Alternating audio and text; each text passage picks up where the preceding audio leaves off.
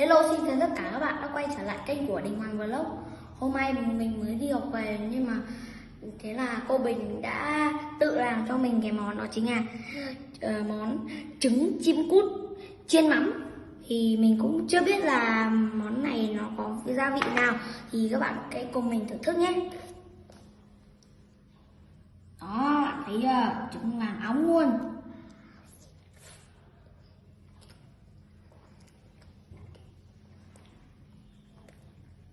Vị trứng ngọt ngọt, chua chua, có vị mắm nữa các bạn ạ. Thì nguyên liệu làm thì có, tất nhiên là phải có trứng chim cút rồi. Tiếp theo là phải có mắm.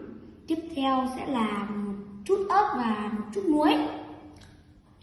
Thì món này thì cô Bình cũng tự chế chứ chưa bao giờ ai làm.